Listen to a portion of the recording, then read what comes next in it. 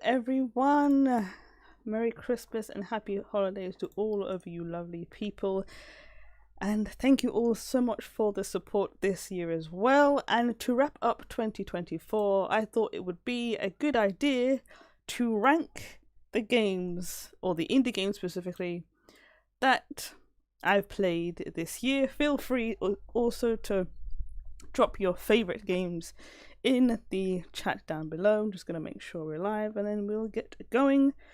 Apologies again, there will be no music in the background. I might try and add some post live stream and see if I can do that for the YouTube studio, but I don't want to risk any copyright strikes or anything like that, so we're going to keep it like this for now.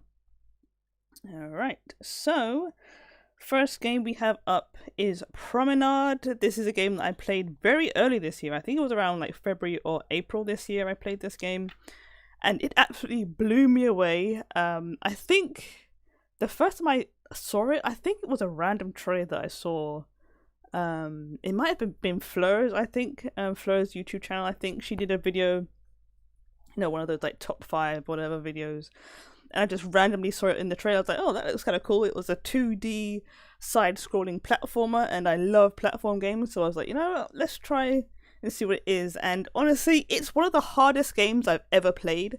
Specifically, one of the hardest platformer games I've ever played, and I still haven't got all the achievements for it because it's so difficult. But honestly, it is one of the best platformers I've ever played. The story, the mechanics, the characters, the hidden parts in the game, absolutely amazing. As always, almost every single one of these I've actually done a video on and created a playlist as well, so that will be in the description after the stream. But I am 100% putting this on S. I found a few bugs and notified the developers of them as well, and the developers were very nice and updated the game within, I think it was within a week of me telling them about the bug. I got a bug like right at the end of the game. But yeah, overall, Promenade is an amazing game. If you love platformers, specifically 2D platform games, I highly recommend. Just the mechanics, the hooks and everything in that game are absolutely amazing. Alright, so next up we have Critter Cove, probably one of the games that I've spent the most time playing on YouTube. Critter Cove, it's like one of those like Animal Crossing, My Time at Portia-esque live sim games where you play as a character that you can completely create from scratch. You can basically make your character whatever you want. You can have them as a cat, a dog, a bird, lizard. You can have a TV for a head if you want to as well. You're basically thrown onto this island and you're basically paid to rebuild the whole island from scratch. And yeah, it's a really fun game. I think I put over like 40 hours into it. It's literally only in early access. I'm going to change this to rectangle really quick. Oh, no. Let's change this to, wait, what's it doing? Landscape images, there we go. So yeah, I've put a lot of time into this game. Absolutely loved it. The one thing I absolutely love about it is that when you have a quest and then when you complete the quest, instead of having to track the character instead of having to run around trying to find the character that gave you the quest, the character will literally run towards you, which is absolutely amazing. Obviously, the quality of life things, like being able to craft things without actually having to go to a chest. It detects all the items in your chest and then puts those into crafting tables. It has like underwater cities and it has lots of lore in it as well. They're gradually updating. It is still in early access, but I've had so much fun with this game as well. And also the developers of Critter Cove were also featured in Josh Gaming Garden's podcast episode, so I'll also link that in the description. And I am I think I might put this in A just because it's still in early access and it still has a long way to go, I think. They still have a roadmap mapped out. But yeah, it's definitely one of my favourite games of the year. So that is Critter Cove. Next up, we have Pepper Grinder. Oh boy, Pepper Grinder. This is a game that I played at WASD. I think it was earlier this year. Unfortunately, the WASD is no longer with us. Which is really sad because I met a lot of nice content creators there for the first time. Really sad that's not gonna be a thing anymore. But yeah, this is where I played this game for the first time. I played the half-an-hour demo. It was so much fun. Like the digging mechanic, digging through the sand and collecting the gems and, you know, destroying the minions and everything. And then the soundtrack as well. Like you have a map of each area and each area has a different soundtrack. There's even a ska soundtrack on there, which I found really cool. You can customize your characters as well with the currency that you earn through the game. Customize the hair, customize the cape, and everything like that. There's also like a sticker book thing that you can do in the game, that you can make your own scene with the sticker books and the stickers that you collect in the game, which is really nice. But I bought the game, I started playing the game, and I just got so frustrated because it was just so samey. I thought like this digging mechanic was going to be unique. I thought it was going to be really cool, but it ended up just being annoying and cumbersome, which was so disappointing. And also the minions, like I thought, okay, so there are different biomes, which means there are going to be different minions and they'll have different abilities. They did have different abilities, but they were all the same. They were like the little green bean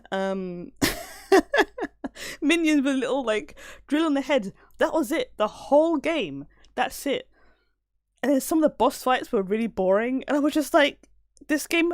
I didn't know until I didn't finish it, but it was actually a Kickstarter as well. So it was a Kickstarter campaign that was successful.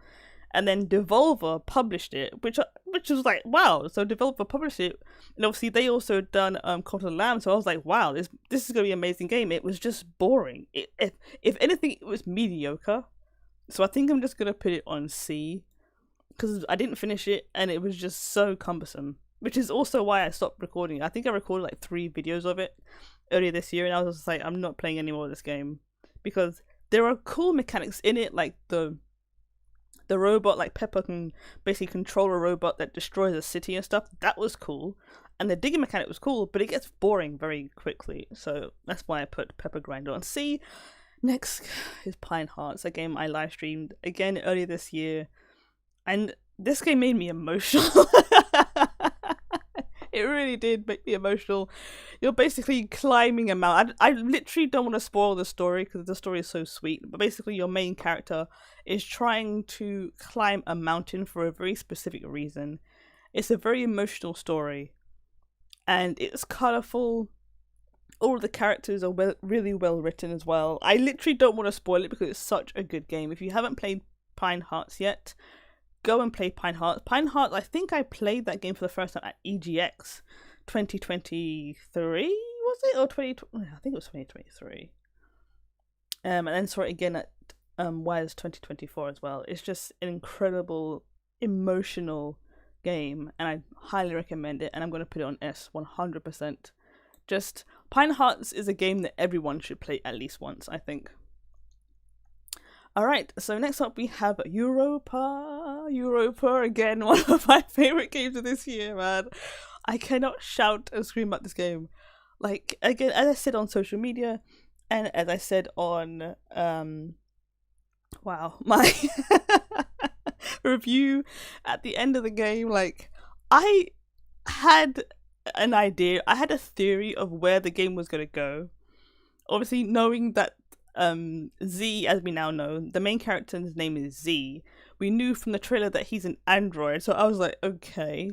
And we're basically being narrated through the story by a person named Adam. We don't know who Adam is yet, but we progress through the story. It tells us who Adam is. The narration gets really emotional, and then I was like, okay, I know exactly where the story was going, but I did not expect it to be revealed in the way that it was revealed.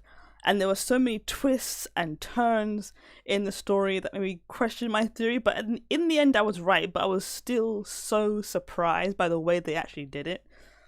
And the narration was absolutely amazing. The voice acting, oh my gosh, the voice acting in this game, dude. Adam specifically, his voice actor was just insane. Every single emotion, you felt it when you were listening to his narration. You felt what he was feeling. You know, you understood how he was feeling and why he was feeling the way he was. Even Z, he doesn't really do anything, but in a few cutscenes you see his emotions as well. And it was just absolutely amazing. And every single level, every single frame of this game was absolutely beautiful. As I said when I played the demo, like, it's literally like playing a water painting. That's what it feels like. It feels like I saw a water painting on the wall and jumped into it and just played it. That's what it felt like. So 100% is going in S as well. Just absolutely incredible. Right, next up we have Botany Manor. Botany Manor was a game that I've been looking forward to for a very long time. It's a puzzle, it's like a 3D puzzle adventure kind of game, I would call it, where you're solving puzzles using plants. And I've literally been looking for a game like this for so long. Like, I cannot tell you how long I've been trying to look for a game like this. And finally it was here, and it was well worth the wait. It really was. Botany Manor. You play as a botanist based in Somerset in England. You're going through this huge manor, discovering different plants, discovering how they work. You use those plants to solve puzzles, and then through those puzzles you find out the background of the person you're playing as, and it's just absolutely incredible. You have a little notepad, like a journal that you what's it called? A botanist journal, I think it's called. There's an actual name for it, but I can't remember it right now. Where she jots down and draws the plants that she's discovering and stuff. The only thing I don't like about it is that when you get clues for the puzzles, you can't see them in the journal, which is really annoying. So that's the only downgrade, but overall it's a really good game. I don't know where to put it in S and A, because the journal is such a big part of it, and the fact that you can't go back to review the clues is annoying. So I don't know if I should put it on S or if I should put it on A. I feel like I should put it on A because it's such a pivotal part of the game. That's the thing. The journal, or what it's called. I want to try and find the name of it. If I can. Let me try and find the name of it. I don't remember what the book is called. Oh, you can get a soundtrack for it. I didn't know that. Huh. Interesting. But yeah, I think I'm actually going to put it on A or S. I don't know.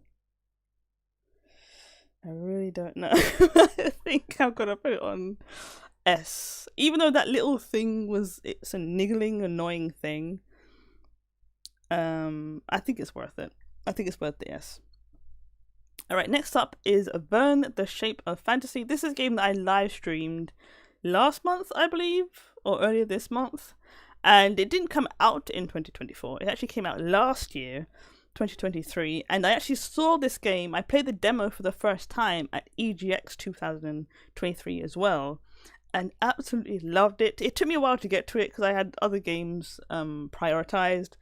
But I do regret not playing this game when it first came out, because if I did, it 100% would have been in my S tier for 2023. And it is 100% going in the S tier as well, because first of all, I didn't know that this game was based on a real person, Jules Verne, a French author that I think he wrote Leagues Underneath the Sea, the one about the giant squid, and the game itself is basically based on him, his life, and him publishing that book, getting that book published, I should say, through a variety of things, and it's like twisted in a way that makes sense for the game.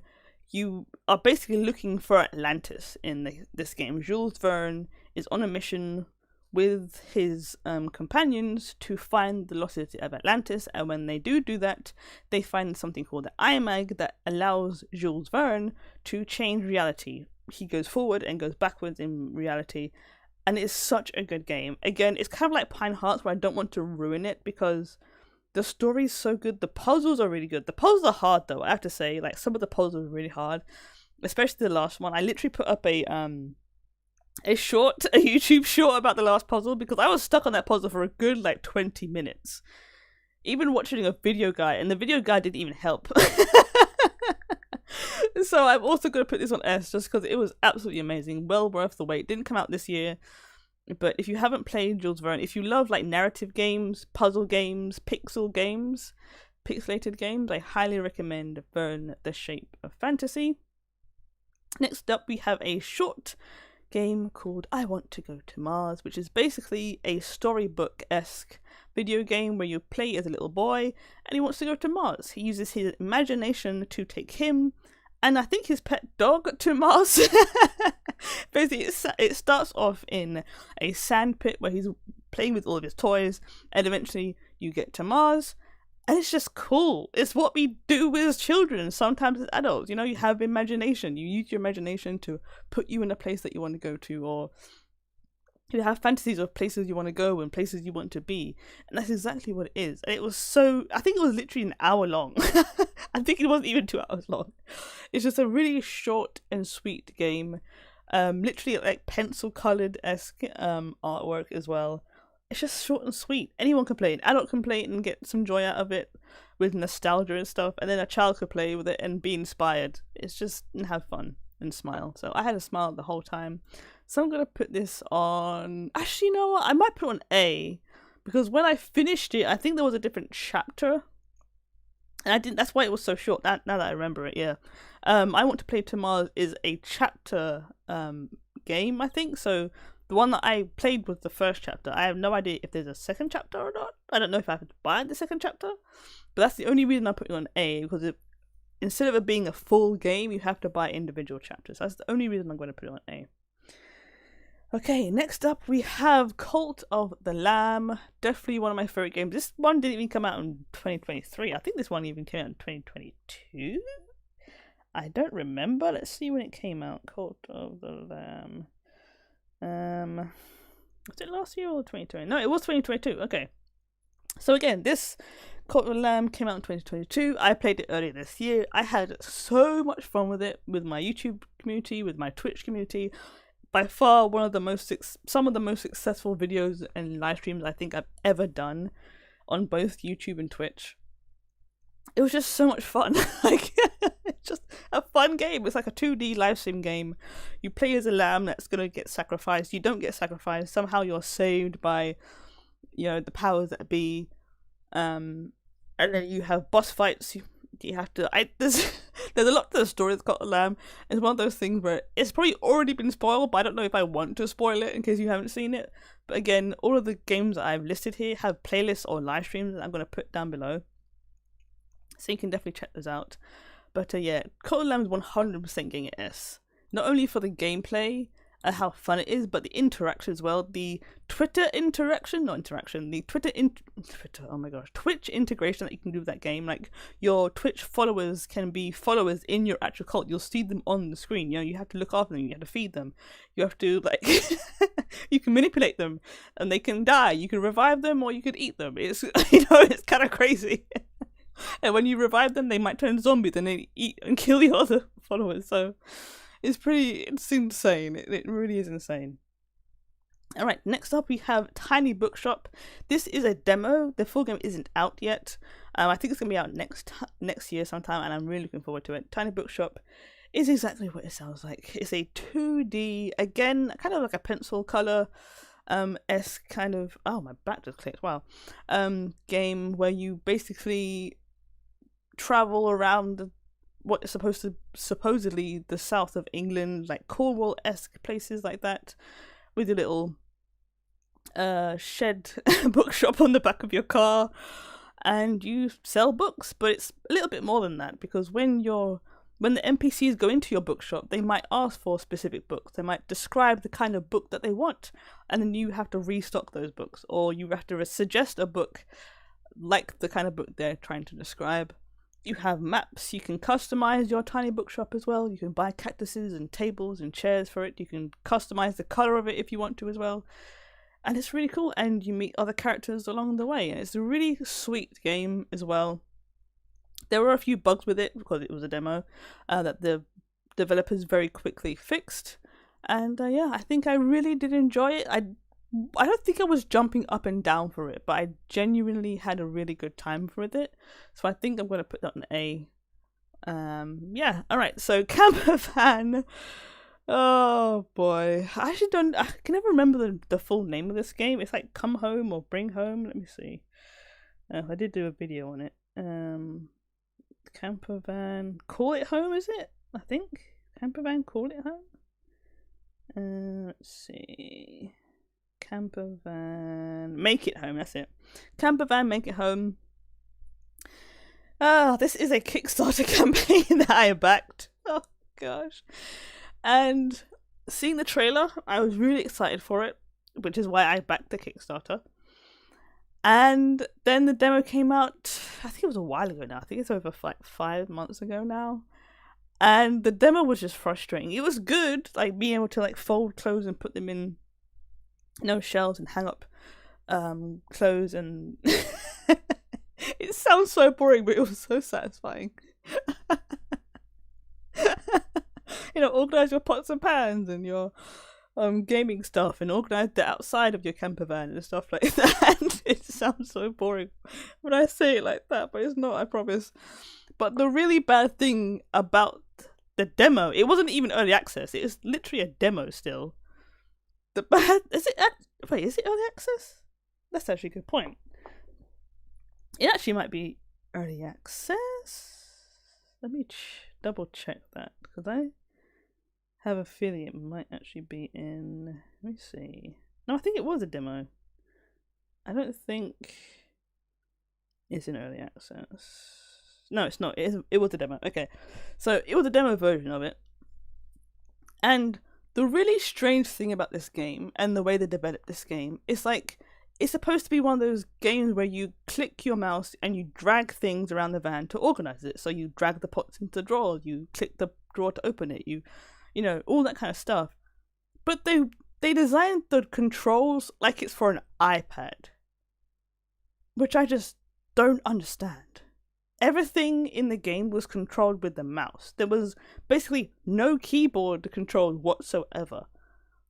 And literally, going into the game, you see the controls and it looks like controls for an iPad or a tablet. And it's just like, why? And I didn't get it. And apparently they've changed them. But the control was so clunky. And I was just so disappointed with it. So it's like, I think I'm going to put it on C as well, because I enjoyed it, but I was so disappointed with it. I don't hate it, and it is a demo, and I'm kind of looking forward to the new version, the full version of the game. But it's also like, really? It's really strange, so I don't know, we'll see what happens next year. Next up, we have Risky Chronicles. I should say as well, some of these games are paid. Some of the games I paid for myself, and some of them were codes. I probably should say that as well, just to clarify. But I'll put links in the description for all the videos and stuff. Next up, we have Risky Chronicles. Let me see the full name of this game. It's such a long title. Risky Chronicles and the Curse of Destiny. It's basically like an arcade Indiana Jones game. That's the only way I can describe it, and I absolutely hated this game. I can't tell you how much I hate this game. Like, I saw the trailer on Keymailer's YouTube channel, and it looked fun. The music was good, the action was really cool. And then I got into the game, and it's like so tedious. Like, it's difficult beyond belief. The hitboxes are so big on your actual, like, Indiana Jones-esque character that I was just like, I can't even do anything in the game because I keep getting hit by things because the hitbox is so big. Like, literally, you would go under, like, a sharp object and you would get hit. You can't crouch and point your gun and shoot at the same time. You either have to do one or the other. Like, I understand it's an arcade game, but, like, the controls ruined it, dude. It was just so clunky, so I'm going to put this in moving D. I'm going to put it on D. Like, it's just such an awful game. Like, if you love that game, good for you, but I absolutely hated that game. Genuinely, I still hate that game. I'm sorry. I really am sorry to the developers, but I have to be honest, like, I absolutely hate that game. Disappointed beyond belief. Alright, so next up we have Moving Through Life, which is kind of similar to Campervan, where you play as a character that's moving through life. It's like an unpacking game. If you played Unpacking, which I actually haven't played that game, I do need to play that game soon. But if you played Unpacking, you will understand the concept of this game. Basically, you're playing as a character that's moving through life, and you're unpacking their boxes, pun intended. But it's, oh man, it's another one of those games where it's like, it looked so good, but when I went into the game, I was like, this is so annoying. First of all, you can't choose what game, like what item to bring with you. Actually, let me literally go to my review of this game, because that will probably explain a lot if I can find it. I think I've actually hidden it on my, there it is, Moving Through Life. My review. There it is. I literally say it's so restrictive that I got frustrated playing with it. So yeah, it reminded me of A Little to the Left and Unpacking, but it's disguised as a puzzle game. It's like advertised as like really cool, cozy, like organization game, but actually it's a puzzle game. And there are only 2 walls to work with. It's not even like a full room. You only have 2 walls out of the room. And you have all these items that hardly even fit in the room. So then you're just frustrated at trying to find random places for the items to go in as well. And also items like beds and couches sometimes couldn't be moved at all as well. And the reason I want to put this in D as well is because of the developer's response to me. Like, I won't read it out, but basically it's just weird. It's just a weird response to my my Steam review. Basically, it was advertised as a sandbox game. Sandbox makes you think, oh, okay, you can kind of do what you want with the game, and then you get into the game and you're really restricted at what you can place where. You can't place any object in any location. You have to put it in specific places. Then you can't move specific things where you want to move them. It just becomes really frustrated. And plus the developers were really weird on the review comments, so I'm going to put that on D, because I'm never going to play it ever again. I don't want anything to do with that or the developers. Okay, alright, so next up we have Trash Goblin, which is again another Kickstarter campaign that I backed because it looked really interesting. A goblin in a town square, just collecting and cleaning trinkets, selling those off to the neighbouring place, I don't know, town, and customers and stuff. You get to, now that it's in early access, you get to customize your workshop, you get to customize your trinkets, you get to sell your trinkets as well, which is absolutely amazing. The only thing about this game is that you cannot play it with controller. I have a Steam Deck, but it is so awkward to play on Steam Deck because you need to play it with a mouse and keyboard. And because I don't have a permanent mouse and keyboard setup, it is just a little bit too annoying to play. I played a few hours. I think I played like 4 hours of it on the stream, which was great. But I can't play it every day because I do not have a permanent setup. But it is a really good game. Like, cleaning the trinkets, like the satisfying bubbles and the sponge. You know, when you're cleaning the trinket, you see it all nice and shiny. You can then put different trinkets together and sell them for a higher price, which is absolutely amazing as well. Like, that part of it is amazing. But I want to play it more, but I can't because you really need mouse and keyboard to play this game, and you literally can't play it with a controller. But they do have really good accessibility options. Like, instead of holding down the left mouse button to clean things, you can just hover over it instead, which is really good because I can definitely see your fingers cramping if you are cleaning a lot of trinkets and stuff. Yeah, I think I'm going to put this on A. I can't put it on B, I have to put it on A because it's cute. And the developers are so nice as well. Like, they're so cool. I've watched the whole development of this game, like, from scratch. It's absolutely incredible. Next up, we have Nico Derico, I think it's called. This is a game that I played earlier this year, I think October this year, at EGX 2024, and I absolutely love this game. This is like a Crash Bandicoot, Spyro-esque kind of game. And so if you love those kind of games, I think you would absolutely love this game. Yeah, it's absolutely incredible. It really is. It's colourful, it's a platformer. I don't know the full game because I haven't played the full game. I think it's actually out now and I do want to play it. But just from the demo, I'm going to put it on A. I'm going to put it on A just because I haven't played the game. But I absolutely love that game. I actually genuinely do. I think I'm going to absolutely love the full game as well. So those are all of the games I played this year. I think that's all of them. I didn't include Smooshy, and there's another game as well that I played. Let me see. And Cleo's A Pirate Tale, because Smooshy came out last year. It was just an update to the game this year. Cleo came out years ago, and I actually played it on a different channel, which is why I didn't include it either. I think that's it. Paleo Pies again came out last year. Didn't include that because that was just a big Halloween update. But yeah, I think I've covered all of the games that I played this year in general. Oh yeah, I did play Super Lucky as well, but I didn't put that on there because I didn't finish the game. And the version that I bought was very clunky, but I completed the other game, the other Super Lucky. I think it's like New Super Lucky. I completed that game in my own time and really loved it. Yeah, I think that's all I have for this year. And yeah, so those are the games that I've played so far. Let me know in the comments down below, what have been your favourite games of 2024? And yeah, I wish you a great end of 2024 as well. I wish you all a happy new year. Thank you so much for all of your support this year. It's been absolutely amazing to see. And yeah, I will see you in the next video or live stream. Thank you so much for watching. Peace out.